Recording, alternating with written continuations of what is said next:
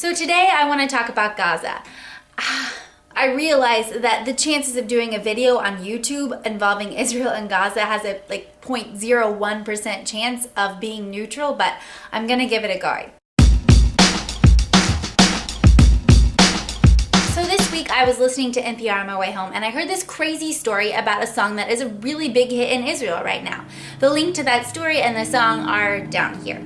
So basically, Hamas released this battle song in 2012 called Shake Israel Security. But it's not your typical battle song. It's not trumpety and drummy and, it's a pop song. I mean, think Middle Eastern Ellie Goulding or something. So recently, they decided, hey, let's actually release this song as a threat and try to scare the Israelis. So they translated the lyrics into Hebrew and they changed the title to Carry Out Terror Attacks and they released it in Israel. But here's where the story gets really crazy.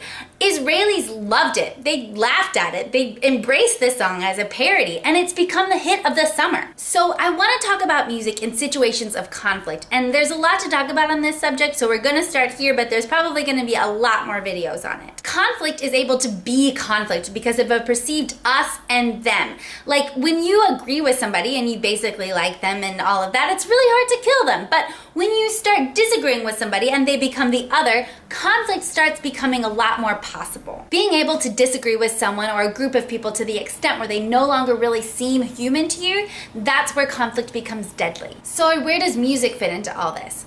To me, music can communicate those things for which words are inadequate. And I have this very romantic idea that in situations of conflict, if we could just put aside the rhetoric and be able to express ourselves in open and relatable ways, maybe there would be less of that dehumanizing. Did something like that happen with this song? I mean, despite the crazy lyrics, it's really upbeat. I mean, it's poppy, it's hooky, it's fun, like something David Guetta should have done a remix of.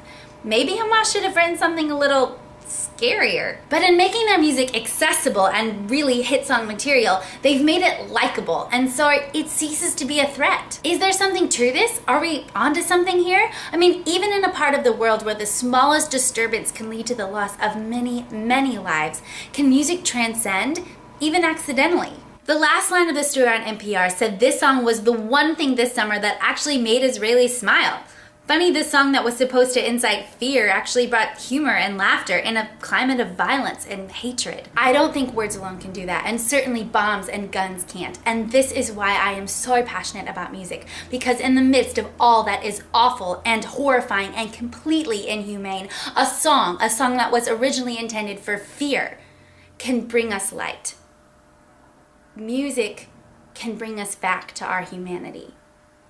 Make sure that you share some love today. Make somebody laugh, listen to music, tell your people that you love them.